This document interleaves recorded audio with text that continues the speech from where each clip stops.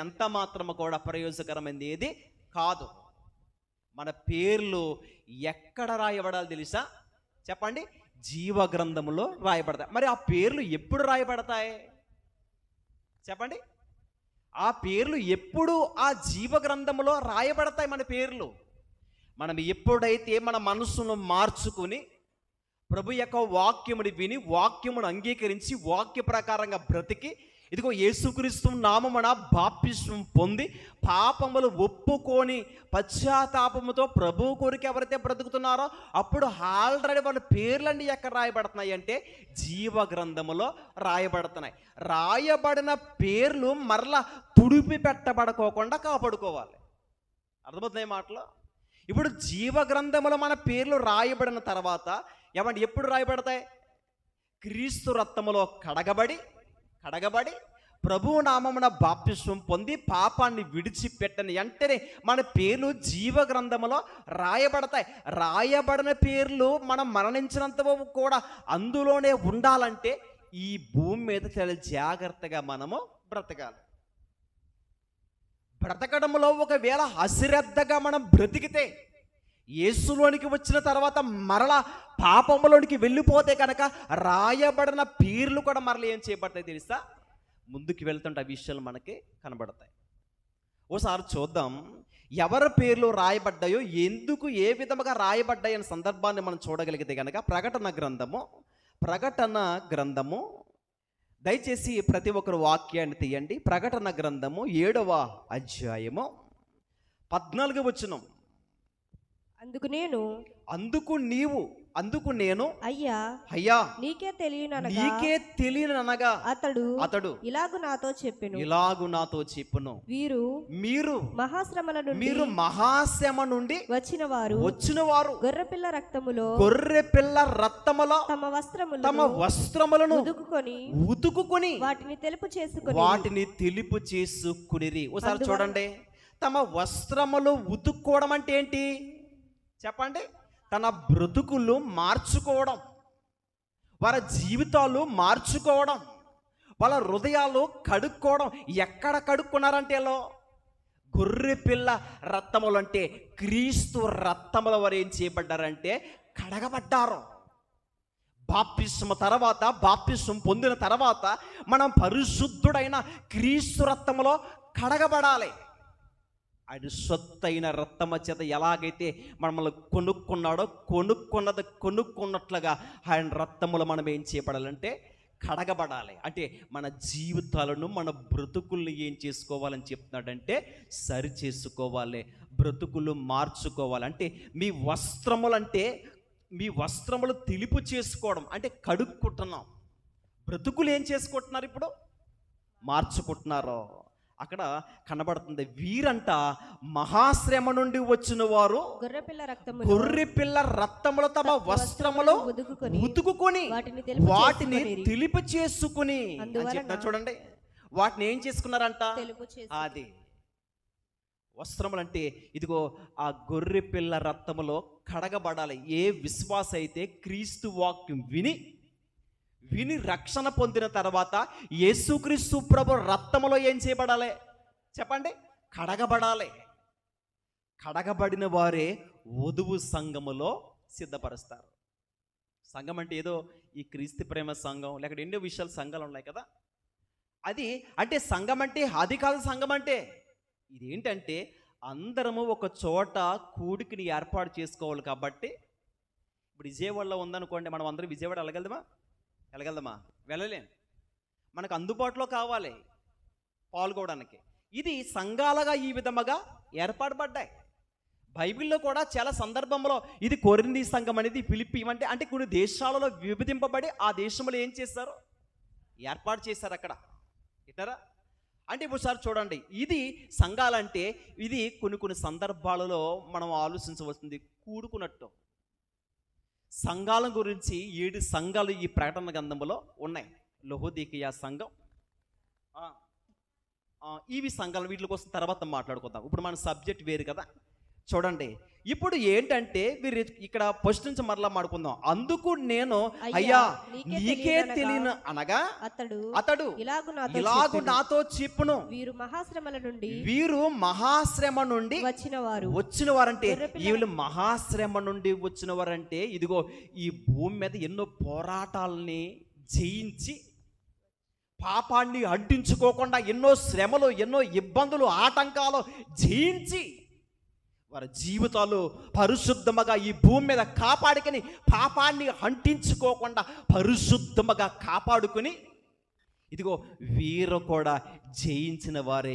వీళ్ళు భూమి మీద ఉంటున్నప్పుడు ఏమంటే గొర్రె పిల్ల రక్తములో తమ వస్త్రములు ఏం చేసుకున్నారో ఉతుకున్నారంట. ఉతుకుని వాటిని తెలుపు చేసుకున్నారు. వారి జీవితాలు ఇప్పుడు ఎలాగ ఉన్నాయంటే పరిశుద్ధముగా ఉన్నాయి కాబట్టి వీళ్ళ పేర్లు ఇప్పుడు ఎక్కడ రాయబడుతున్నాయి తెలుసా? చెప్పండి. జీవ గ్రంథములో రాయబడతాయి. ఇదే సందర్భాన్ని చూద్దాం. ఇది ప్రకటన గ్రంథము. ఈ ప్రకటన గ్రంథములో మూడవ అధ్యాయము ఒకసారి వెళ్దాం చూడండి.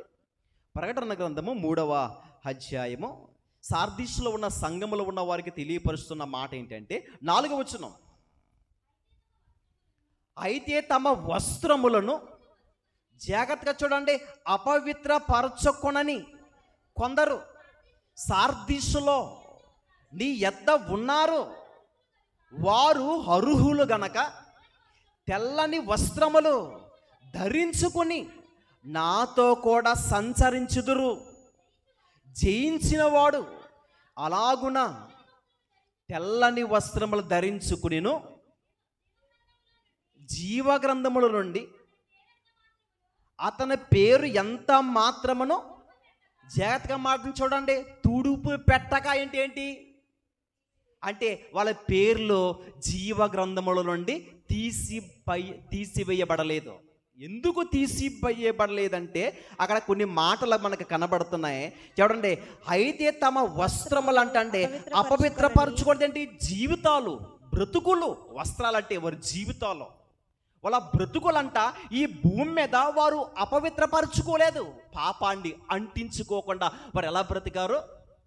అది పవిత్రముగా బ్రతికారు. పవిత్రముగా అపవిత్రపరచుకొనక కనబడుతుంది. అంటే వాళ్ళ జీవితాల్లో భూమి మీద ఏం చేసుకోలేదు చెప్పండి. అంటే పవిత్రముగా కాపాడుకున్నారో.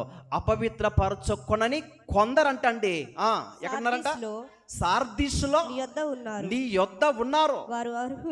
వారు అర్హులు అంటే అర్హత వాళ్ళకే ఉంది గనుక తెల్లని వస్త్రములు ధరించుకొని నాతో కూడా సంచరించెదరు. జయించువాడు అలాగునే తెల్లని వస్త్రములు ధరించుకుని జీవగ్రంథములో నుండి అతని పేరు ఎంత మాత్రమును తుడుపు పెట్టక నా తండ్రి ఎదుటను ఆయన దూతల ఎదుటను అతని పేరును ఒప్పుకొందును. ఇప్పుడు మన పేరు కూడా ఇప్పుడు ఎక్కడ రాయబడాలని మనం ఇష్టపడాలి? జీవగ్రంథములో రాయబడడం అంటే అది ఆషామాషి విషయం కాదు. ఇక్కడ ఆధార్ కార్డులోనో రేషన్ కార్డులోనో ఇక్కడ పేర్లు ఒకవేళ అక్కడ రాయకపోయినా కానీ మరలా ఆ పేర్లు రాసుకునే అవకాశం ఉంది మనకి కదా. ఒకవేళ ఏమైనా మనకు కొన్ని ఆధారాలు లేకపోయినా ఎవరన్నా పట్టుకుని కూడా చేయించుకోవచ్చు కదా. మరి ఆ జీవగ్రంథంలో పేరు రాయబడాలంటే ఏదో ఊరికి రావడానికి కుదరదు. మనమును ఈ భూమి మీద చాలా భక్తిగా బ్రతకాలి. పాపాన్ని అంటించుకోకుండా పవిత్రముగా బ్రతకాలి, పరిశుద్ధంగా బ్రతకాలి, క్రీస్తు రక్తములో కడగబడాలి. మన వస్త్రములు అంటే బ్రతుకులు ఏం చేయబడాలంటే దుద్దుకోవాలంట. మన జీవితాలు ఏం చేసుకోవాలంటాడు ఆయన? తెలుపు చేసుకోవాలి. ఈ భూమి మీద ఎంతో ప్రయాసపడాలి. అందుకే వీరు మహాశ్రమ నుండి వచ్చిన వారు గనక ఏమంటే గొర్రె పిల్ల రక్తములో వారి వస్త్రములు ఏం చేసుకున్నారంట? తెలుపు చేసుకున్నారు. అంటే బ్రతుకులు ఏం చేసుకున్నారో అది మార్చుకున్నారు. వీళ్ళ పేర్లు జీవగ్రంథము నుండి అతని పేరు ఎంత మాత్రమును తుడిపి పెట్టక నా తండ్రి ఎదుటను ఆయన దూతల ఎదుటను అతని పేరును ఒప్పుకుందును. అంటే ఈ భూమి మీద చాలా భక్తిగా బ్రతికడి ఈ విశ్వాసి, ఈ కుమారుడు. ఇతని పేరు ఎక్కడ రాయబడాలి చెప్పండి? జీవగ్రంథంలో. జీవగ్రంథంలో. ఏమండి, భూమి మీదకి వచ్చిన మనము క్రీస్తు రక్తములో మనం కడగబడ్డామంటే ఎంత భాగ్యమో మనకు ఒకసారి చూడండి. యేసుక్రీస్తు ప్రభువారు మనల్ని ఇంత చక్కగా కొనుక్కుని తన రక్తమ చేత శుద్ధి చేసుకుని ఒక పరిశుద్ధ జనమగా మనం అందరం మారాలని ఇష్టపడుతున్నామే కదా. మరి ఇలా ఉంటున్నప్పుడు ఈ భూమి మీద ఎంత చాలా జాగ్రత్తగా బ్రతకాలో సార్ ఆలోచించండి. పేరు జీవ గ్రంథంలో రాయబడాలంటే అది చాలా కష్టమైన పరిస్థితి. మనం మారు మనసు పొంది క్రీస్తు రక్తంలో కడగబడగానే దాంట్లో ఏమవుతుంది? రాయబడుతుంది. కానీ రాయబడిన ఆ జీవ గ్రంథంలో రాయబడిన పేరు మరలా మన పేరు తుడిపి పెట్టకోకుండా జాగ్రత్తగా మనం ఏం చేసుకోవాలి? కాపాడుకోవాలి. అందుకే మోషే గారు సందర్భంలో మాట్లాడతారు.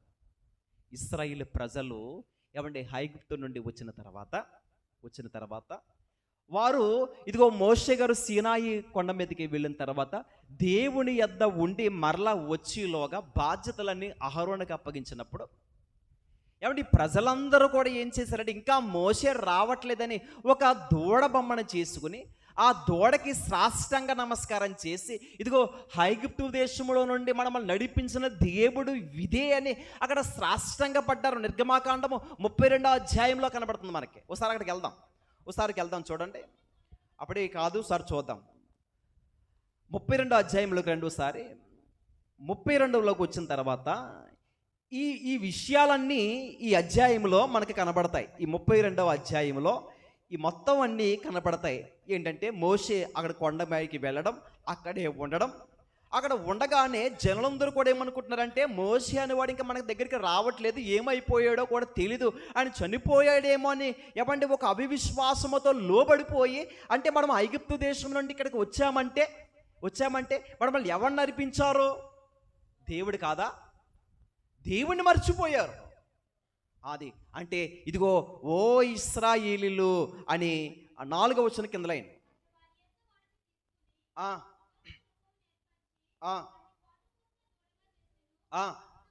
చూడండి, అప్పుడు వారు జగత్గా మాట చూడండి, ఓ ఇశ్రాయేలు ఐగుప్తు దేశంలో నుండి నిన్ను రప్పించిన నీ దేవుడు ఇదే అనిరి. ఏమంటారంటే దూడ నడిపించింది. రాత్రి అగ్నిస్తంభంలోను, పగలు మేఘస్తంభంలోను. వీళ్ళకి ఆహారం కావాలంటే మన్నా అంటే దేవదూతలు బుధించిన ఆహారాన్ని వారు అది బుధించారంట. శ్రేష్టమైనది బండ నుండి శ్రేష్టమైన నీళ్ళు. దాహం కావాలంటే ఇలా నీళ్ళు, ఆహారం కావాలంటే ఆహారం. వారి చెప్పులు అరుగుపోలేదంట, వారు వేసుకున్న వస్త్రాలు మాసిపోలేదంట. దేవుడు అంత చక్కగా నడిపిస్తే దేవుని మీద ఆధారపడుకోకుండా దేవుణ్ణి మర్చిపోయి అక్కడికక్కడే వారికి చెవులుకుంటున్న ముక్కులుకుంటున్న నగలు అన్నీ తీసుకొచ్చి ఆ బంగారాన్ని కరిగిపెట్టి ఒక రూపాన్ని చేసి ఒక దూడగా చేసుకుని చాలామంది ప్రజలందరూ కేకేసుకుని మాట్లాడుతారు. ఓ ఇశ్రాయేలీలు వినండి, మనల్ని ఐగుప్తు దేశం నుండి నడిపించింది ఎవరు అనుకుంటున్నారో ఇదే అంటున్నారు. అంటే దూడ నడిపించింది. దేవుడికి వెంటనేమొచ్చింది చెప్పండి? కోపం వచ్చింది. దేవునికి కోపం వచ్చింది. మోసే అర్జెంటుగా నువ్వు కొండ దిగెళ్ళిపో, నువ్వు నడిపించిన ప్రజలు చెడిపోయారు. ఈ 32వ అధ్యాయం చదువుకోండి. ఇదిగో నువ్వు నడిపించిన ప్రజలందరూ ఏమైపోయారో? చెడిపోయారు. ఇదిగో ఆకాశం కింద అసలు నేను బ్రతకనివ్వకోకుండా వీళ్ళందరూ నేను ఏం చేస్తాను? కాల్చేస్తానన్నాడు ఆయన దేవుడు. కాల్చేస్తానంటున్నప్పుడు మోషే గారు బతుమాలు కొట్టినాడు. ప్రభువా వద్దు, ఎక్కడుండో మీరు తీసుకొచ్చారు, వాగ్దానం చేశావు. ఒకవేళ నువ్వేం చేయాలి తెలుసా? వారి పాపమును ఒకవేళ నువ్వు పరిహరింపవా? లేని ఎడల. ఇదే 32 అయ్యో నీవు వారి పాపములను ఒకవేళ పరిహరించితివా లేని ఎడల నీవు రాసిన నీ గ్రంథములో నుండి నా పేరు తుడిచివేయమని బ్రతిమాలుకొనుచున్నను. చూడండి ఏమండి, అసలే మోషే గారి పేరు ఆ జీవ గ్రంథములో రాయబడి ఉన్నదని మోషే గారు తెలుసు చెప్పండి. అంటే మోషే గారికి ఖచ్చితంగా ఏముందనుకోవాలి ఇప్పుడు? అది పరలోకం నాకు ఉంది, నా పేరు జీవ గ్రంథములో రాయబడి ఉందని తను విశ్వసిస్తున్నాడు. అందుకే ప్రభా పరలోకములో నాకు స్థానం ఉంది కదా, అవసరమైతే నాకు పరలోకం నాకు వద్దు, ఎవరికి ఇవ్వాలి? దేవుడు న్యాయవంతుడు. ఆయన ఎలా మాట్లాడతారు తెలుసా? ఎవరు పాపము చేస్తారో వారిని నేను శిక్షిస్తాను తప్ప నీవు రికమెండేషన్ చేసినంత మాత్రాన్ని నేను దాన్ని ఒప్పుకోను. తప్పు చేసిందేమో వారు కదా, వారిని శిక్షిస్తాను. నువ్వు బతిమాలుకోవడానికి కూడా వీర్లేదు.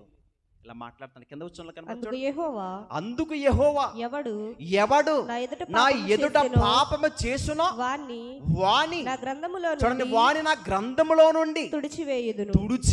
ఎవరిని తుడిస్తారంట?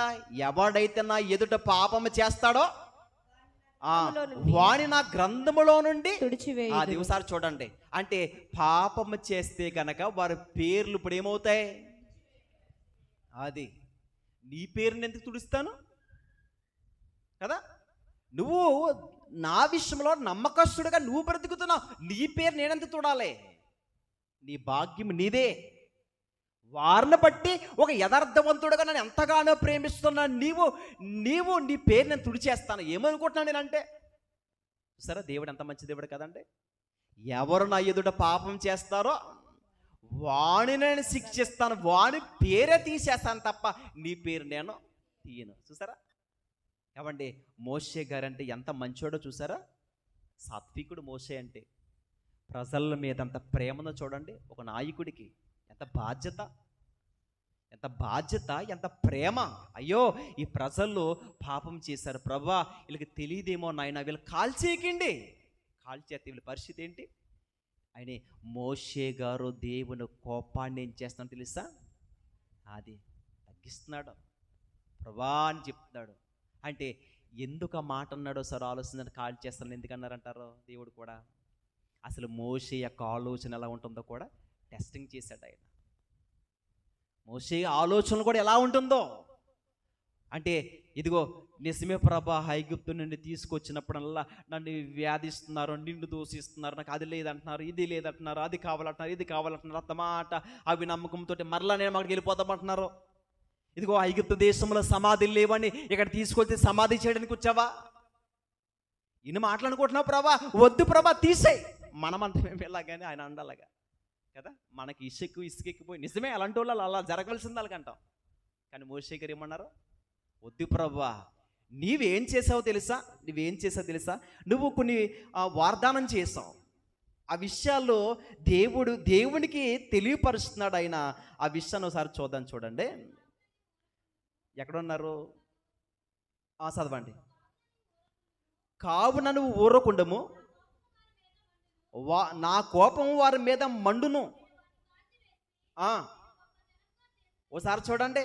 వారిని కాల్చి వేసి నిన్ను గొప్ప జనముగా చేసేదని మోషేతో చెప్పినప్పుడు 11వ వచనంలో కనబడుతుంది మోషే గారు దేవుడు ఎలా మాట్లాడతారో. మోషే తన దేవుడైన యెహోవాను బ్రతిమాలుకొని, యెహోవా, నీవు మహాశక్తి వలన బాహుబలము వలన ఐగుప్తు దేశములో నుండి రప్పించిన నీ ప్రజల మీద నీ కోపము మండనేలా. చూసారా? అంటే నువ్వు ఐగుప్తు దేశం నుండి నువ్వు తీసుకొచ్చేవే, నువ్వు బాహుబలమ చేత నువ్వేం చేసావు? నీ ప్రజల్ని రక్షించేవే. రక్షించిన ప్రజల్నే నువ్వు ఒకవేళ చంపేస్తే గనక ఐగుప్తీయులు ఏమని మాట్లాడుకుంటారో తెలుసా? వారు దేవుడు మధ్యలోకి తీసుకెళ్ళి మధ్యలోనే చంపేశారని నీ నామాన్ని దూషిస్తారు ప్రవ్వా అని అక్కడ మాట్లాడుతున్నాడు ఆయన. బతిమాలు కొట్టినాడు ప్రార్థిస్తూ. ఏమండి, ఇలా మాట్లాడుకుంటూ కూడా ఇదిగో మరలా నువ్వేం చేసావు తెలుసా? పై వచనంలో కిందకి రండి. ఆయన కొండలలో వారిని చంపునట్లును, భూమి మీద నుండి వారిని నశింపచేయునట్లును, కీడు కొరకే వారిని తీసుకుని పోయినని ఐగుప్తీయులు ఎలా చెప్పుకొనవలెను. చూసారు ఏంటంటే, అంటే వాళ్ళ దేవుడు వాళ్ళని నాశనం చేయడానికే కీడు చేయడానికి వాళ్ళని తీసుకెళ్లి మధ్యలో ఏం చేశాడు అంటే, ఇలా అనుకుంటారు ప్రభా అని కూడా ఏం చెప్పారు? దేవునికి తెలియదు అంటారు ఇవన్నీ. చెప్పండి, ఆయనకి తెలుసు. అంటే ఎవరి ఆలోచనలో ఎలా ఉందో, ఎవరి హృదయంలో ఎలా ఉన్నాయో, తలంపులు ఎలా ఉన్నాయో కూడా ఆయన తెలుసుకున్న దేవుడు. అనంత జ్ఞాని ఆయన తెలియదంటారా? కానీ మోషే గారు నిజంగా ఎవండి, మోషే అంటే దేవునికి ఎంత ఇష్టం తెలుసా? అందుకే క్రీస్తు పరిచారకుడు అయ్యుండి ఆ, దేవుని ఇల్లు అంటే నా ఇల్లు అంతట్లు, అంటే నా పని విషయంలో నేను అప్పగించిన బాధ్యతను నువ్వేం చేస్తావు, నెరవేర్చావు. నమ్మకస్తుడు మోషే. ఏమండి, అంటే అలాంటి భాగ్యాన్ని పొందుకుంటున్న మోషే ప్రార్థనలో కూడా ఇలా బ్రతమాలి ప్రజల మీద కూడా ఎంత ప్రేమ పెంచుకొని కూడా చెప్తున్నాడు, ప్రభా నీ కోపం ఎలాంటిదో కూడా నాకు తెలుసు, నీ కోపం ఎలాంటిదో. ఒకవేళ నువ్వు కోప పడితే మనిషి అన్నవాడి అసలు సజీవముగా ఉండడం నాకు తెలుసు అవి. కాబట్టి క్షమించు ప్రభా అని ఇలా మాట్లాడి, ప్రభా వాళ్ళ పాపాన్ని ఒకవేళ పరిహరించుతావా, లేని ఎడల ఇదిగో నీ జీవ గ్రంథంలో రాయబడిన నా పేరు నువ్వేం చేయాలి, తుడిచివై, నాకు వద్దు పరలోకం అవసరమైతే వారికి ఈ ప్రభా అన్నాడంటే ఎవడు ఎంత మంచోడో సార్ ఆలోచించండి. దేవుడు అంటున్నాడు, ఎవడు నా ఎదుట పాపం చేస్తాడో అది వాడి పేరే నేను తుడిస్తాను తప్ప నీ పేరు నేను ఎందుకు తుడుస్తాను. ఎంత మంచి దేవుడు కదండి ఆయన. అందుకే ప్రకటన గ్రంథములు అంటే ఎవరి పేరైతే రాయబడదో వారందరూ కూడా ఎక్కడికి వెళ్తారంట. ఓసారి ప్రకటన గ్రంథము 20వ అధ్యాయంలో ఆ సందర్భం చూడండి. 15వ వచనం, ఎవని పేరైనను జీవగ్రంథమందు వ్రాయబడినట్టు కనబడని ఎడల వాడు అగ్నిగుండంలో పడవేయబడును. చూడండి, ఎవని పేరైనను జీవగ్రంథమందు రాయబడకుండానట్లు నాకు కనబడిన ఎడల వాడంటే అగ్నిగుండములో పడవేయబడు. అంటే ఇప్పుడు జీవగ్రంథములో ఎవరి పేరైతే రాయబడకోకుండా ఉందో వాళ్ళని ఏం చేస్తారంటాడు ఆయన దేవుడు, అది అగ్నిగుండములో పడేస్తాడంట. ఈ అగ్నిగుండములోనికి వెళ్ళిన వారు మరి ఎన్నడూ కూడా బయటికి రారు. ఆ అగ్నిగుండంలో ఏం చేయబడాలంటే కాల్చబడాలి. ఓ సంవత్సరమా, 2 సంవత్సరాలా, లేదా 100 సంవత్సరాలు అంటే నిత్యము కాల్చవలసింది అగ్నిలో. అక్కడ అగ్ని ఆరదో, పురుగు చావదు. పురుగులు అంటే ఎవరో, మనమే. అగ్ని ఆరదంటే మంటలో జ్వాలలో కాల్చేస్తూ ఉంటాయి. అందుకే మన పేరు ఇప్పుడు ఎక్కడ రాయబడాలి చెప్పండి, జీవగ్రంథములో రాయబడాలంటే పేరు జీవగ్రంథములో రాయబడాలి. రాయబడిన వారి పేర్లు ఎవరైతే ఉంటాయో వారికే పరలోకాన్ని దేవుడు ఇస్తారంట. ఇప్పుడు ఈ ప్రయాస అంతా ఎందుకు అనుకుంటున్నారు మనం చేసేది చెప్పండి, పరలోకానికి వెళ్ళాలండి. మరి దేవుడు ఎంత విలువైన సమయాన్ని ఇస్తున్నప్పుడు ఈ సమయాన్ని సద్వినియోగం చేసుకుని, అందుకే సమయాన్ని పోనవక సమయాన్ని సద్వినియోగం చేసుకుని అజ్ఞానుల వలె కాక జ్ఞానుల వలె ఏం చేయాలంట, నడుచుకోవాలి. ఈరోజు క్రీస్తు కొరకు మేము బ్రతుకుతున్నామండి అని చెప్పుకున్నవారు ఎంతమంది ఏమంటే జ్ఞానులుగా నడుచుకుంటున్నారో. ఈ సమాజంలో చాలామంది అజ్ఞానులుగా, అంటే దేవుడు అంటే భయం లేని వారుగా బ్రతుకుతే అసలు వారికి పరలోకం ఇస్తాడు దేవుడు. ఏమంటే ఎంతమంది చెప్పండి, దేవుడు అంటే అసలు భయము లేకుండా బ్రతకట్లేదా? భయము లేకుండా. ఈరోజు దేవుడు అంటే భయం పుట్టాలి మనకి. అసలు భయం రావట్లేదంటే దేవుడిని మర్చిపోయావు. అందుకే దేవుని కొరకు బ్రతుకుతున్న వారికి భయం, ప్రతి క్షణం భయం ఉండాలి, ప్రతి దినం భయం ఉండాలి. భయం అంటే నాకు భయపడవా అంటాడు ఆయన. నాకు భయపడిన వాడు ఎక్కడా? యెషయా గ్రంథంలో మాట చూడండి. యెషయా గ్రంథంలో 1వ అధ్యాయములో ఆకాశం ఆలకించుము అని చెప్తున్నాడు చూడండి. భూమి చెవియొగ్గుము, యెహోవా మాట్లాడుచున్నాడు. ఆకాశం ఆలకించుము, భూమి చెవియొగ్గుము.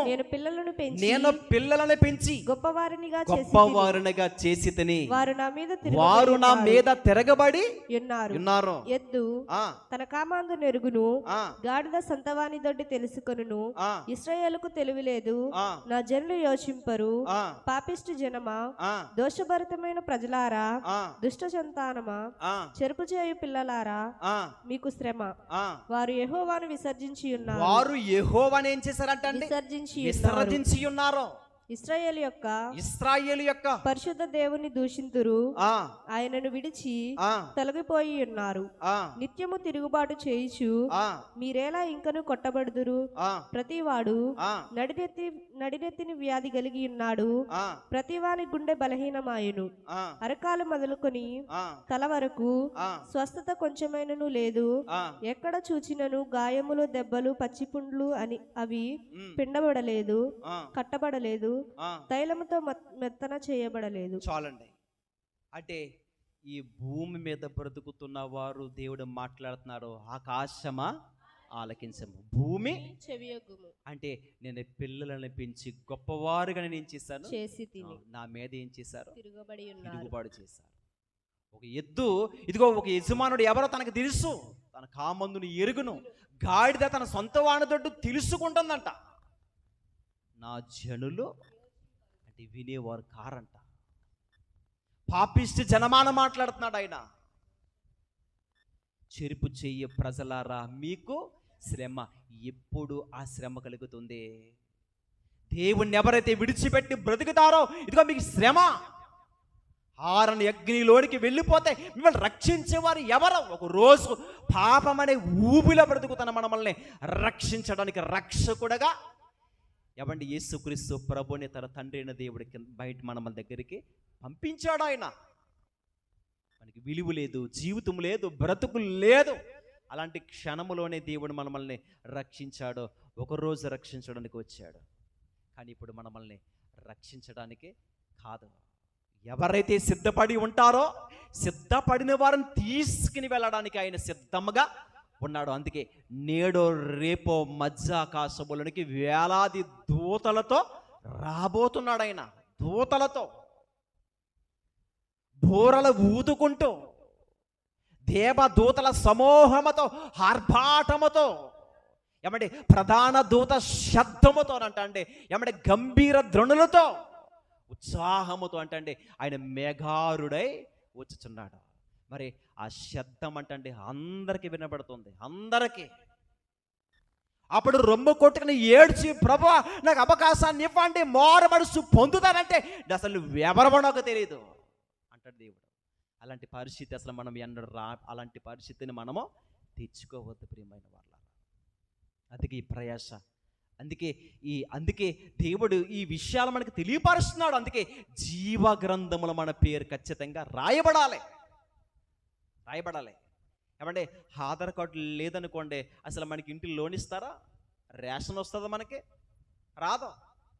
ఏమీ ఇవ్వరు ఆధార్ కార్డు లేకపోతే కదా. ఆరోగ్యశ్రీ అది మనకి లేదనుకోండి, హాస్పిటల్లో మనకి ఏమి ఇస్తారా? చూసారా? అంటే ఇక్కడ కొన్ని విషయాలలోనే ఎన్నో మనకు కావాలి. భూమి మీద ఇది లేకపోతేనే మనకి ఏమీ లేవు. మరి పరలోకములో కూడా మనకి ఆ పేరు నమోదు చేయబడాలంటే ఇదిగో రక్షణ పొందిన తర్వాత, క్రీస్తు రక్తములో కడగబడిన తర్వాత మన పేరు జీవ గ్రంథములో రాయబడుతున్నాయి. రాయబడిన పేర్లు కూడా అందులోనే లిఖితింపబడి ఉండాలి ప్రియులారా. అవి ఎంత మాత్రము తుడిపి పెట్టబడుకోకుండా జాగ్రత్తగా కాపాడుకోవాలి. ఈ భూమి మీద పాపాన్ని అంటించుకోకుండా పవిత్రముగా బ్రతకాలి. అందుకే ఈ ప్రకటన గ్రంథములో మనం చదువుకున్నాం చూసారా? ఏంటంటే యవన పేరైనను జీవ గ్రంథమందు రాయబడినట్టు నాకు కనబడని ఎడల వాడు అగ్నిగుండములో పడవేయబడినట్టు. ఏమండి అగ్నిగుండములో పడవేయబడతారంట. అందుకే 12వ వచనంలో చూడనమాట. 12వ వచనం, మరియు గొప్పవారేమి అంటే భేదాలు ఇక్కడ లేవు. మరియు గొప్పవారేమి, కొద్దివారేమి, మృతులైన వారందరూ కూడా ఆ సింహాసనము ఎదుట నిలవబడి ఉండుట చూచితిని. అప్పుడు గ్రంథములు ఇప్పబడును, మరియు జీవ గ్రంథమును వేరొక గ్రంథమును విప్పబడును. ఆ గ్రంథముల యందు రాయబడి ఉన్న వాటిని బట్టి తమ క్రియల చొప్పున మృతులు తీర్పు పొందిరి. సముద్రము తనలో ఉన్న మృతులను అప్పగించెను. మరణము పాతాళ లోకమును వాటి వశమునున్న మృతులను అప్పగించెను. వారిలో ప్రతివాడు తన క్రియల చొప్పున తీర్పు పొందెను. మరణమును మృతుల లోకమును అగ్నిగుండములో పడవేయబడెను. ఈ అగ్నిగుండము ఆ, రెండవ మరణము. చూడండి, ఈ అగ్నిగుండము రెండవ మరణము. ఈ భూమి మీద మనిషికి ఎన్ని మరణాలు ఉన్నాయి? ఏమే ఈ భూమి మీద ఒకటే. భూమి మీద భక్తిగా బ్రతికిన వారు మరణించాలి. క్రీస్తు కొరకు బ్రతకకపోయినా సరే మరణించాలి. నాకు మాట అర్థమవుతుందా? ఒకవేళ యేసుక్రీస్తు ప్రభువారు ఇప్పుడే ఈ క్షణాన్నే వస్తే, మనం అందరం సజీవంగా ఉన్నాం కదా, సజీవంగా ఉన్న మనం అందరము కూడా ఇందాక మనం చదువుకున్నాం కదా, క్రీస్తు రక్తములో కడగబడి పశ్చాత్తాపము కలిగి మారు మనసు కలిగి సిద్ధపాటు కలిగి ఉంటే కనీసం ఈ మరణము కూడా మనకే రాదు. అర్థమైతే మాటలో? భూమి మీద సజీవంగా ఉన్నామనుకోండి, యేసుక్రీస్తు ప్రభువారు ఈ క్షణాన వస్తే, ప్రభువు కొరకు మనం సిద్ధపడితే ఖచ్చితంగా ఈ మరణము కూడా మనకి రాదు. అలాగా మరణము లేకుండా కూడా మనం ఆయనతో పాటు వెళ్ళిపోతాం. కానీ యేసుక్రీస్తు ప్రభువారు ఇంకా రాకుండా ఆలస్యమై ఇంకా మన జీవితం ముగింపబడి క్రీస్తు కొరకు నమ్మకంగా బ్రతికామనుకోండి, ఖచ్చితంగా మరణించవలసిందే. మరణించిన వారు, అది క్రీస్తు కొరకు సరిగా బ్రతకలేని వారు మరణించాలి, ప్రభు కొరకు భక్తిగా బ్రతికిన వారు కూడా మరణిస్తారు. కానీ ఈ మరణమైపోయిన తర్వాత తీర్పు జరుగుతుంది. గ్రంథములు అక్కడ ఏం చేయబడుతున్నాయంట? ఇప్పబడుతున్నాయి. ఏమంటే దేవుడు అత్యున్నత సింహాసనం మీద అక్కడ కూర్చుని అక్కడ తీర్పు జరుగుతుంది. వారు వారు క్రియలు చొప్పున ప్రతి వారికి కూడా మృతుల తీర్పు అది అంటే అక్కడ ప్రతిఫలం అన్నది ఏంటన్నది అక్కడ తేలిపోతుందన్నమాట. అంటే మంచిగా మనం బ్రతికామా, క్రీస్తులో నీతిని మనం అనుసరించామా, ప్రభు కొరికే ప్రయాసపడ్డామా, ప్రభు పనిలోనే ఒక నమ్మకస్తులుగా మనం బ్రతుకుతున్నామా? అలా బ్రతికినట్లయితే కనుక దేవుడు మనకి పరలోకాన్ని ఇవ్వడానికి సిద్ధపడుతున్నాడు. ఎవరి పేరైతే అక్కడ ఏమండి ఆ జీవ గ్రంథములో రాయబడినట్టు కనబడని ఎడల వాళ్ళ పేర్లు ఏం చేస్తాను నేను? అగ్నిగుండములు. అది ఇది రెండవ మరణం. ఆ రెండవ మరణంలోనికి ఎవరు వెళ్తారో చెప్పండి. ఇప్పుడు భూమి మీద అందరికీ ఒక మరణం వస్తుందని మనం అనుకున్నాం కదా. అది కోటేశ్వరులేంటి, ధనవంతులంటి, పేదవారంటి ఎవరైనా సరే ఖచ్చితంగా మరణించవలసిందే. ఎన్ని ఆస్తులు ఉన్నా, లేకంటే కొన్ని వేల మంది డాక్టర్స్ని మనం పెట్టుకున్నా కానీ మరణాన్ని ఎవరు కూడా ఆపలేరు. ఖచ్చితంగా మరణించవలసింది. కానీ మరణించిన తర్వాత మరొక జీవితము, మరొక బ్రతుకు కూడా ఉంది. ఈ రెండవ మరణం అంటే ఎవరికి కూడా రాకుండా కాపాడుకోవాలి. ఆ రెండవ మరణం రాకుండా, ఒక మరణం వచ్చినా పర్లేదు, మరొక జీవితంలోకి వెళ్ళబోయేతున్న సమయంలో ఆ రెండవ మరణం అన్నదే రాకుండా కాపాడుకోవాలి. ఆ రెండవ మరణమే ఎక్కడికి వెళ్తారంటే వాళ్ళు, ఆ సందర్భాన్ని చూద్దాం. 8వ వచనం, 21వ అధ్యాయము 8వ వచనం. పిరికివారును అవిశ్వాసులను, అసహ్యులను, నరహంతకులను, వ్యభిచారులను, మాంత్రికులను, విగ్రహారాధకులను, అబద్ధికులందరూ అగ్ని గంధకములతో మండుగుండములో పాలు పొందుదురు. ఇది రెండవ మరణం. ఎవరు ఆ రెండవ మరణంలోనికి వెళ్ళిపోతారో అని వాక్యం మనకి ఇక్కడ కనబడుతుంది. ఏమంటే పిరికివారును అని చెప్తున్నాడు. అంటే పిరికివారు ఎవరంటే ఆత్మహత్య చేసుకుని ఈ భూమి మీద సరిగా బ్రతకక వారి జీవితం ఎందుకులే అని చాలామంది కూడా ఏమంటే కొన్ని సందర్భాల బట్టి వారి జీవితాల్ని పాడు చేసుకునే మధ్యలోనే మరణించేవారు. వారికి పాప క్షమాపణే లేదు. ఇలాంటి వారు కొందరు ఈ జాబితాలోనికి వచ్చేవారు ఎవరంటే, ఇదిగో చాలామంది క్రీస్తులకు వచ్చిన తర్వాత భయపడుతూ కూడా భక్తిని చేస్తారు. పిరికితనం. నిలబడడానికి ధైర్యం ఉండదు వారికి, వాక్యాన్ని చెప్పడానికి ధైర్యం ఉండదు, క్రీస్తు కొరకు నిలబడాలన్న ధైర్యం ఉండదు. ఇదిగో లోకంలో ఎన్నో ఆచారాలు ఉన్నాయి. ఈ ఆచారాలు మనం చేయకూడదు, ఖచ్చితంగా చేయకూడదు, అంతే అని నిలబడాలి. కొందరికి భయపడి కూడా ఏం చేస్తూ ఉంటారో, ఏమంటే చేస్తారో చేయరా, ఏమనుకుంటారో, పోన్లే ఏం కాదులే, కొన్ని సాంప్రదాయాలు కదా, ఏం కాదు కదా అని ఇలాగ చాలామంది ఏం చేస్తారంటే లోబడిపోతారు. అంటే వీళ్ళందరూ ఎలాంటి వారు గుంపు అంటే ఇది? పిరికివారు, అవిశ్వాసులు. అంటే విశ్వాసులమని చెప్పుకుంటూ కూడా అవిశ్వాసులుగా బ్రతికేవారు. నేను విశ్వాసాన్ని చెప్పుకుంటూ కూడా ఒక వేషధారిగా బ్రతికేవారు. అంటే వేషధారులకి ఏమీ లేదనుకోవాలి చెప్పండి. పరలోకము లేదు అంటే ఇలాంటి వారు కూడా ఎక్కడికి వెళ్తున్నారో అది. తర్వాత మరొకటి అసహ్యులు అంటే వాక్యాన్ని వినడానికి ఇష్టపడరు, వాక్యం చెప్పునా కానీ అంగీకరించరు. అసలు దేవుడు అనగా, దేవుని మాటలు అనగా, దేవుని సన్నిధి అనగా అసలు భయం లేకుండా ఉండేవారు ఎవరంటే అసహ్యులు. నిజంగా దేవుడు అంటే ఇష్టమైతే, దేవుని వాక్యం ఇష్టమైతే దేవుని వాక్యం వినాలని ఇష్టపడతారు. వాక్యాన్ని వినడానికి కూడా నీకు ఇంట్రెస్ట్ లేదంటే నీకు అసహ్యంగా ఉన్నావంటే, అందుకే జ్ఞానము మనుషులకి అసహ్యమాయను అంటాడు. ఏంటంటే అంటే జ్ఞానము మనుషులకి అసహ్యమానం అంటే ఏంటి? జ్ఞానం అనగా దేవుని వాక్యం వినడమే నీకు అసహ్యం అంటే అసలు రక్షించేది ఎవరు? ఆయన వాక్యం వినడానికే నీకు ఇంట్రెస్ట్ లేకపోతే, ఆయన సన్నిధిలో ఉండడానికే, గడపడానికే, ఏకేపించడానికే నీకు ఇంట్రెస్ట్ లేకపోతే నిన్ను రక్షించేది ఎవరు? ఇంటి దగ్గర ముసలమ్మ ముచ్చట్లో కూర్చుని మాట్లాడడానికే కొన్ని గంటల సమయాన్ని కేటాయిస్తాం మనం. మరి వాక్యాన్ని కనీసం ఒక 40 నిమిషాల వాక్యం వినలేకపోతున్నాం ఏంటి? ఎందుకు వినలేకపోతున్నాం అంటే దేవుడు అంటే అసలు భయం ఉందా మనకి? ఏమంటే ఈ వాక్యములు ఏంటి ఏదో రాయబడ్డాయి కదా అనుకుంటే పొరపాటు. అక్కడ రక్షించే నాదుడు లేడు. ధనవంతుడు పేద లాజరు కోసం ఎన్నో సందర్భాలు మనం విన్నాం కదా. ఏదో సేవకులు చెప్తారు విన్నాయే కదా అనుకుంటే ఎన్నో వినేసాం. ఈ ధనవంతుడి కోసమా, పేద లాజరు కోసమా, అందులో ఉండి పడిపోయారా, అగ్నిజ్వాలలో కాల్ చేస్తాను, ఈ మాటలు విన్నాం. ఏమంటే ఇది వింటున్నాం అనుకుంటున్నాం కానీ అసలు పరిస్థితి ఎలా ఉంటుందో అని ఏదైనా. అందుకే ఏమంటే అది మరి మన జీవ గ్రంథములు మన పేర్లు రాయబడాలంటే కొన్ని సందర్భాలు చూద్దాం. ఫిలిప్పీలు రాసిన పత్రిక, అపోస్తలుడైన పౌలు గారు ఫిలిప్పీ సంఘంలో ఉంటున్న విశ్వాసులతో మాట్లాడుతున్నాడు. ఆ సందర్భాన్ని ఒకసారి చూద్దాం. చూడండి, ఫిలిప్పీలకు రాసిన పత్రిక 4వ అధ్యాయము 2వ వచనం. ప్రభువునందు ఏక మనసు గలవారై ఉండుడని యువోదియాను సుంటెకేను బతిమాలుకొనుచున్నాను. అవును, నిజమైన సహకారి ఆ స్త్రీలు క్లేమెంతుతోనూ నా ఇతర సహకారులతోనూ సువార్త పనిలో నాతో కూడా ప్రయాసపడిన వారు గనుక వారికి సహాయము చేయుమని నిన్ను వేడుకొనుచున్నాను. చూడండి, మరలా చదువుకుందాం. ప్రభువునందు ఏకమనస్సు గలవారై యుండుడని యువోదియాను సుంటెకేను బతిమాలుకొనుచున్నాను.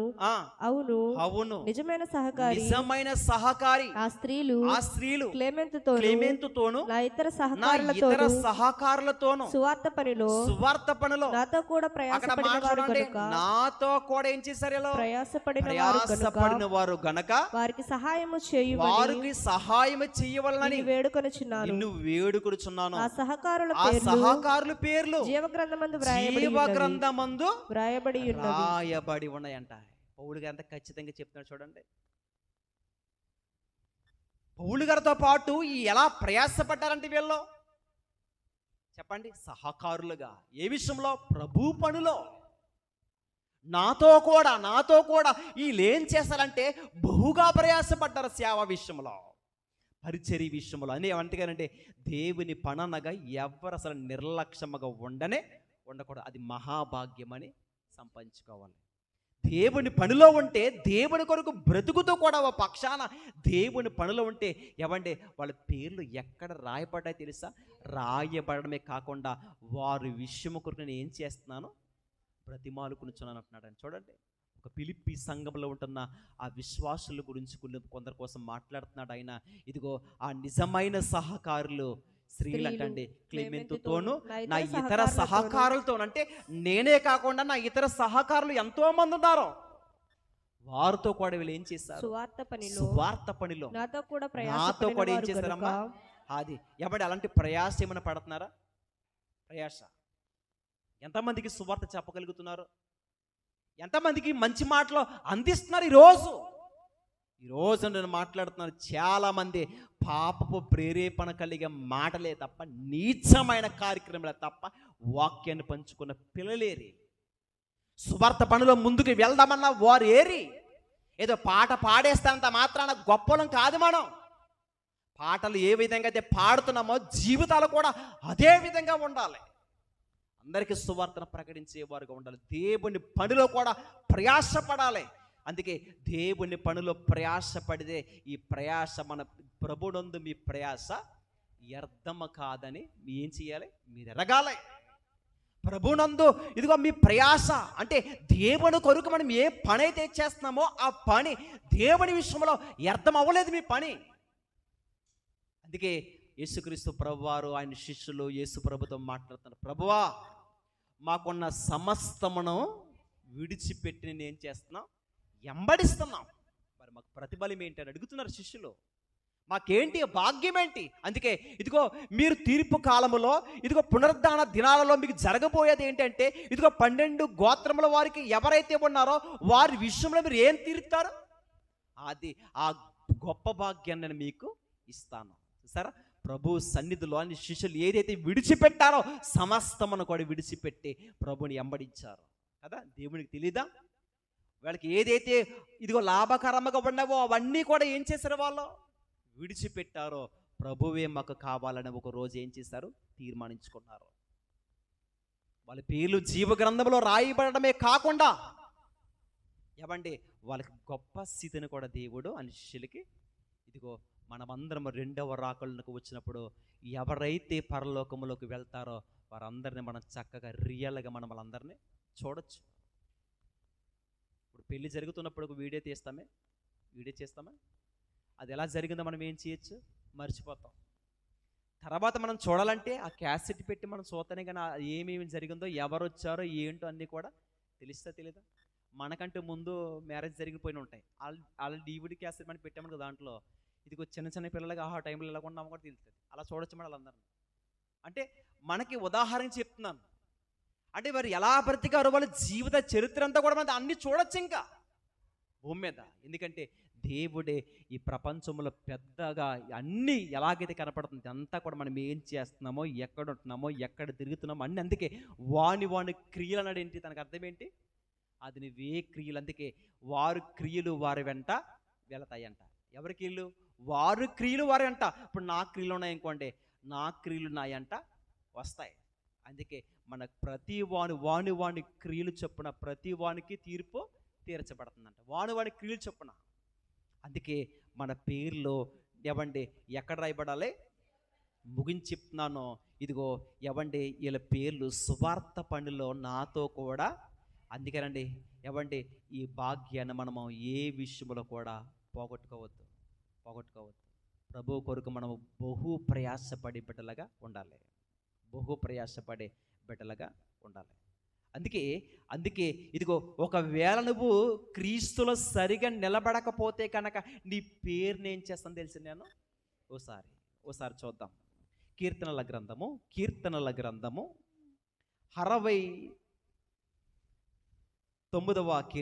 కీర్తనల గ్రంథం. ప్రతి ఒక్కసారి కీర్తన గ్రంథంలోకి వెళ్దాం. చూడండి 69వ కీర్తన 28వ వచనం.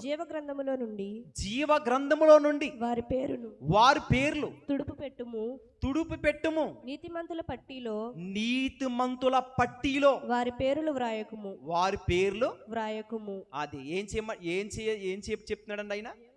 అది అంటే జీవ గ్రంథములో వారి పేర్లు ఏం చేయకూడదు, అది జీవ గ్రంథములో నుండి వారి పేర్లు తుడిపి పెట్టము. నీతిమంతుల అంటే పేరుని జీవ గ్రంథంలో రాయమంటున్నారు, ఆయన రాయొద్దు అంటున్నాడా.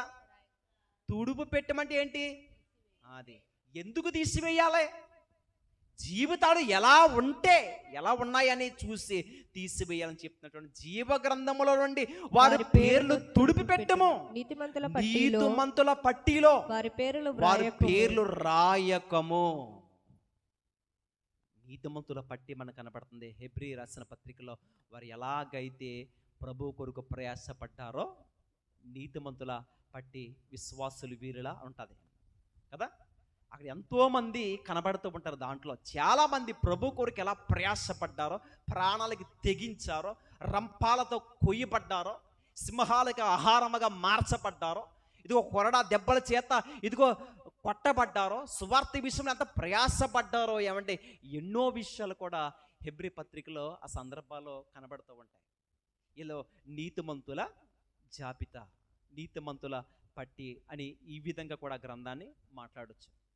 ఏమంటే అందుకే కనబడుతుంది, అక్కడ మాట కనబడుతుంది, జీవ గ్రంథములో నుండి వారి పేరు నేను చేయాలి తుడుపు పెట్టుము. అది నీతిమంతుల పట్టీలో వారి పేర్లు వ్రాయకు. ఎందుకు రాయకూడదంటే ప్రభు కొరకు వారు సరిగా బ్రతకలేదు, నీతిని అనుసరించలేదు, అసలు నీ వంటిని లెక్క లేకుండా బ్రతికారు. గ్రంథములు ఇవ్వబడుతున్నాయి, ఒకటి జీవ గ్రంథము, మరొకటి వేరొక గ్రంథము. 2 గ్రంథాలంట, ఒకటి జీవ గ్రంథము, మరొకటి వేరొక గ్రంథము. అవన్నీ కూడా తీర్పు దినాన్న అవి విప్పబడుతున్నాయి. అవి విప్పబడుతున్నప్పుడు ఎవండి ఎలా ఉన్నదో మన బ్రతుకు ఎలా ఉంటుందో కూడా మనకు తేలిపోతుంది. ఎవండి ఎంత చక్కగా ఈ విషయాలు దేవుడు మనకు మాట్లాడుతున్నాడంటే, నీతిమంతుల పట్టీలో అంటాడంటే ఇప్పుడు నీతిమంతులుగా మనం ఏం చేయబడాలనుకోవాలి, ఇప్పుడు బ్రతకాలి, నీతిమంతులుగా జీవించాలి, నీతిమంతులుగా బ్రతకాలి. నీతిమంతులుగా ఎలా ప్రయాసపడాలో కూడా ఈ భూమి మీద ఆ నీతిమంతుని యందు మనం ఏం చేయాలి, విశ్వాసం ఉంచాలి. అలాంటి వారికి దేవుడు ఏమిస్తాడు తెలుసా అంటే పరలోకం ఇస్తాడు. ఆ పరలోకాన్ని మనం పొందుకోవాలంటే మన పేరు ఇప్పుడు ఎక్కడ రాయబడాలి, అది ఊరికనే మనం పరలోకం వెళ్ళిపోం తెలుసా అండి. ఊరికనే ఏదో ప్రభు సన్నిధికి వచ్చి ఏదో విని వెళ్ళిపోదంత మాత్రాన మనం దేవుని సన్నిధిలో ఏకీపించేసి ఉంటే అంత మాత్రాన వెళ్ళంగానే ప్రభు కోరిక మనం బ్రతకాలి. ఇందా మనం చదువుకున్నాం కదా, వీళ్ళ మహాశ్రమ నుండి వచ్చిన వారు గనక వీరు ఏం చేస్తారంటే జయించిన వారు ఇదిగో గొర్రె పిల్ల రక్తంలో తమ వస్త్రములు ఏం చేసుకున్నారో ఉతుక్కున్నారో వాటిని తిలిపి చేసుకున్నారు. అంటే బ్రతుకులు ఏం చేసుకున్నారో చెప్పండి, దుర్దుకున్నారో బ్రతుకులు మార్చుకున్నారో వాళ్ళ పవిత్రముగా బ్రతికారు. ఈరోజు మనము కూడా క్రీస్తు రక్తములో ఫస్ట్ ఏం చేయబడాలి, కడగబడాలి. కడగబడిన తర్వాత మళ్ళీ ఎక్కడికి వెళ్ళకూడదు. ఒకసారి ఆ సందర్భాన్ని చూడండి. ఒకసారి ఈ చెప్పి వాక్యాన్ని ముగిస్తానండి. కడగబడిన తర్వాత అంటే మనం ఎక్కడికి వెళ్ళకూడదో ఆ సందర్భాన్ని ఒకసారి చూద్దాం.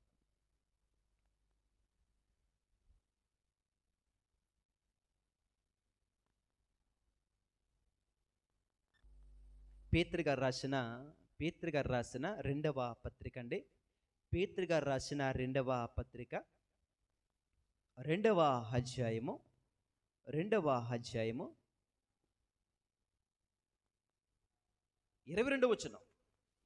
వచనం. జాగ్రత్తగా ఈ మాటలు మీరు చూడండి. కుక్క తన వాంతికి తిరుగునట్టును కడగబడిన పంది బురదలో దొల్లుటను మరలునట్టును అది నిజమైన సామెత చొప్పునే వీరికి సంభవించును. ఒకసారి ఆ మాట చూడండి. అంటే కుక్క తన వాంతికు తిరిగినట్లు అంటే ఎవడ కుక్క తిన్న తర్వాత ఏం చేస్తుందంటే క్రక్కుతుంది. క్రక్కిన తర్వాత మరలా అటు ఇటు తిరిగి వచ్చి మరలా ఏం చేస్తుంది, మరలా తింటుందంట. మరలా తింటుందంటే ఒకసారి ఆలోచించండి. ఒకసారి మనకి ఉదాహరణగా ఆలోచించండి. వాంటింగ్ చేసుకుంటున్నాం కదా, వాంటింగ్ చేస్తుంటేనే అది ఎలాంటి దుర్వాసన వస్తుంది, మరలా దాన్ని తింటామా? ఈరోజు పాపాన్ని విడిచిపెట్టిన వారే మరలా ఏం చేస్తున్నారు తెలుసా? దేవుని దృష్టికి ఇదిగో హృదయాలు ఎలా కనబడుతున్నాయని దేవునికి అసహ్యమైన కొంపు కొడుతున్నాయి. అలా అసహ్యకరమైనది ఒక రోజు వాక్యం విన్న తర్వాత మనం ఏం చేస్తామంటే చెప్పండి, విడిచిపెట్టాం. ఏ పాపాన్ని విడిచిపెట్టామో మరలా ఇదిగో తిరిగి మరలా ఎక్కడికి వస్తున్నా అదే పాపాన్ని. ఇప్పుడు కడగబడిన పంది అంటే బురదలో దొల్లుతున్న పంది ఏ విధంగా అయితే కడగబడిందో దాన్ని శుభ్రం చేసామనుకోండి, మరలా ఏం చేద్దాం. అమెరికాలో ఒక ఆయన చెప్పాడన్నమాట. ఒక అమెరికాలో ఏం చేశారంటే ఒక తెల్ల పంది, అది దానికి ఏం చేశారంటే దాన్ని తీసుకువచ్చిన తర్వాత దానికి ఏం చేశారంటే తెల్లటి వస్త్రం వేశారంట పందికి. ఆ తెల్లటి వస్త్రం వేసిన తర్వాత ఒక కారులో తీసుకుని వెళ్ళిన తర్వాత వెళ్ళిన తర్వాత అక్కడ ఆగి చక్కగా సెంటు కొట్టి దానికి వస్త్రాలు వేసి సెంటు కొట్టి ఆ కారులో పెట్టి మనోడు సూపర్ మార్కెట్లోకి వెళ్ళి వచ్చాడంట.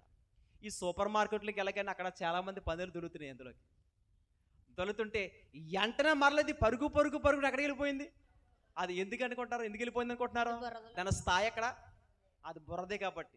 దానికి ఎన్ని సొంటి కట్టినా కానీ ఎంత డ్రెస్ వేసినా కానీ ఎక్కడికి వెళ్ళిపోద్ది అది. ఈ రోజు కూడా మనిషి కూడా మారలేని వాడు క్రీస్తులోనికి వచ్చినా కానీ మారుతున్నానని నటించి కూడా ఎక్కడికి వెళ్ళిపోతాడు మరలా అది చాలామంది కూడా ఈరోజు బాప్తిసం పొందారు.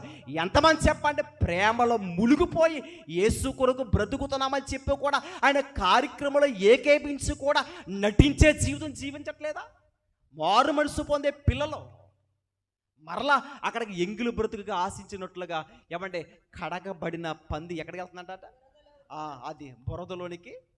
అంటే కడిగిన తర్వాత మరలా ఎక్కడికి వెళ్తుంది ఇది? అది ఈరోజు కూడా క్రీస్తు రక్తములో కడగబడిన తర్వాత యేసు ప్రభు కొరకు మేము బ్రతుకుతున్నామండి అని ఎన్నో తీర్మానాలు తీసుకుని కూడా మరలా ఎక్కడికి వెళ్ళిపోతున్నారు? అది ఏమండి, వాక్యం ఈరోజు ఉన్నది ఉన్నట్టుగా చెప్పేవారు మనుషులకి ఎవ్వరికి కూడా ఇష్టం లేదు. కల్పించేవారు కావాలి, నవ్వించేవారు కావాలి, జోగొట్టేవారు కావాలి కదా, ప్రేమగా ఆదరించేవారు కావాలి. అలాగైతే నచ్చింది కదా, అనే కదా. అది ఎవడు వద్దు, అలాంటి బోధ వద్దు మనకి. ఒకవేళ మీరు వచ్చినా రాకపోయినా కానీ వాక్యములో ఉన్నది ఉన్నట్టుగా చెప్పవలసిందే. ఎందుకంటే రేపు పొద్దున దేవుడు నన్ను లెక్క అడుగుతాడు. ఆయన లెక్క అడిగినప్పుడు నేను ఏం చెప్పాలి? నిలబడాలి, చెప్పాలి ధైర్యంగా. నేను చెప్పాను, వినలేదు, నా బాధ్యత ప్రకారం చెప్పుకుంటే వెళ్ళను. ఇర్మియా గారు చెప్పుకుంటే వెళ్ళిపోయాడు. పట్టుకుని బందీ గృహంలో బంధించారు, నీళ్ళు లేని గొయ్యిలో పడేశారు ఆయన్ని. ప్రవర్తనే ఇర్మియా గారు. వారి విషయంలో లెక్కేసుకుంటే అసలు మనం వారి స్థాయే కాదనుకోవాలి. అంత గొప్పవారిని లెక్క చేయలేదు వారు ప్రజలు. ఈరోజు మనకు అన్నీ తెలుసునా కానీ విడిచిపెడితే ఆరని అగ్నిలోనికి ఏమైపోవాలి తెలుసా? ఆయుధమైపోవాలి, కాలిపోవాలి. అలా ఉండొద్దనే దేవుడు మనల్ని ఏం చేస్తాను తెలుసా? ప్రేమతో ఆయన పిలుస్తున్నాడు, ప్రేమతో పిలుస్తున్నాడు. ఏమని తెలుసా? ఇదిగో మీరు ఏం చేపట్టినారో తెలుసా? ఆయన రక్తములో ఏం చేపట్టారో కడగబడ్డారు. ఆయన రక్తములో కడగబడిన మనమందరము కూడా, ప్రభు రక్తములో కడగబడిన వారందరూ కూడా ఏం చెప్పాలంటే గొర్రె పిల్ల రక్తములో వస్త్రాలు ఏం చేసుకోవాలి? అది ఇక్కడ కనబడుతుంది. ఇందాక మనం చదువుకున్నాము 69వ కీర్తనలో, ఇదిగో వాళ్ళ పేర్లు ఎక్కడ రాయొద్దు అన్నాడు ఆయన? అది జీవ గ్రంథములో అది రాయొద్దు. ఈరోజు కూడా ఎంతోమంది మనకి అక్కడ ఇస్తారు ప్రియులారా, అక్కడ చెప్తారు ఇదే విధంగా, వీళ్ళు నీ కొరకు సరిగా బ్రతకలేదు, వీళ్ళ పేర్లు ఎక్కడ ఉండొద్దు. ఇంత ప్రయాస అర్థపరుచుకుందామా? ఈ ప్రయాస, ఈ కార్యక్రమాలు ఇవన్నీ కూడా ఎన్నో విషయాలు, ఎంతోమంది సేవకుల మాటలు మనం వింటున్నాం. ఒకవేళ నా మాటలు మిమ్మల్ని ఆకర్షించకపోవచ్చు, కానీ ఎంతో గొప్ప గొప్ప సేవకులు బోధిస్తున్నారు. కనీసం ఆ బోధ విన్నా కానీ మనం ఏం చేయబడాలి తెలుసా? నిలబడాలి. నిలబడుతున్న మనము స్థిరపడుతున్న మనము మరణము కొరకు నమ్మకంగా ఉండాలి. ఉంటున్న మనము ఆయన రక్తములో కడగబడిన మనము ఒక పరిశుద్ధమైన జీవితం బ్రతకాలి. ఇదిగో ఇవన్నీ లోకములో ఉన్న వారిని చూసి మనము ఇదిగో ఎవరైతే మారలేదో అలాంటి వారిని క్రీస్తువులకు నడిపించే వారిగా ఉండాలి తప్ప అనిపించుకునే వారిగా మనం ఉండకూడదు. అలాంటి జీవితాలు అసలు జీవితాలే కాదు ప్రియులారా. ఎందుకే ఈ పేతురు గారు రాసిన 2వ పత్రికలో దేవుడు చెప్పాడు, కుక్క తన వాంతికి తిరిగినట్టు కడగబడిన పంది బురదలోనికి దొరినట్టు. అంటే నిజమైన సామెత చొప్పున వీరికి ఏం వెళుతుందంట? అది వీళ్ళకి సంభవించును అని చెప్తున్నాడంటే చాలామంది ఏం చేశారు? అందుకే 3వ అధ్యాయంలో కింద చదువుకుందాం. 3వ అధ్యాయం. పరిశుద్ధుల ప్రవక్తల చేత ప్రియులారా ఈ 2వ పత్రిక మీకు ఇప్పుడు వ్రాయిచున్నాను. పరిశుద్ధ ప్రవక్తల చేత, చూడండి, పరిశుద్ధుల ప్రవర్తన చేత పూర్వమందు పలుకబడిన మాటలను, ఎవరంటండి? పూర్వమందు పలుకబడిన మాటలను ప్రభువైన రక్షకుడగు మీ అపోస్తలుల ద్వారా ఇచ్చిన ఆజ్ఞను మీరు జ్ఞాపకం చేసుకొనవలెనను విషయమును మీకు జ్ఞాపకం చేసి నిర్మలమైన మీ మనస్సులను రేపుచున్నాను. అది ఎటువంటి మనసు అంటండి? అది నిర్మలమైన మనసు ఏంటి? కల్మషం లేనిది మంచి మనసు, పవిత్రమైన మనసు. అలాంటి మనసు కలిగి మీరు ఏం చేసుకోవాలంటే ఎప్పుడు కూడా మనం జ్ఞాపకం చేసుకుని పరలోకము కొరికి మనం ఏం చేయబడాలి? సిద్ధపడాలి, ఎదురు చూడాలి. ఎదురు చూసే వారి కొరికే ఆ దేవుడు రాబోతున్నాడు. కాబట్టి ఆయన కొరికి ఎదురు చూద్దాం. మన పేరు జీవ గ్రంథములో అయ్యా నా పేరు ఉండాలి నాయనా అని ప్రార్థన చేసి భక్తిగా బ్రతుకుతాం. లోకములో పాపాన్ని అంటించుకోకుండా పవిత్రముగా బ్రతుకుతాం. ఎప్పుడు మనం మరణిస్తామో తెలియదు. ప్రభువా నేను ఎప్పుడు మరణిస్తానో తెలియదు, కానీ నా పేరు జీవ గ్రంథములో ఉండాలి, మీ కొరికి నమ్మకంగా బ్రతానని తీర్మానించుకొని ప్రభు రాకడ సిద్ధపడదాం. ప్రార్థన చేసుకుందాం.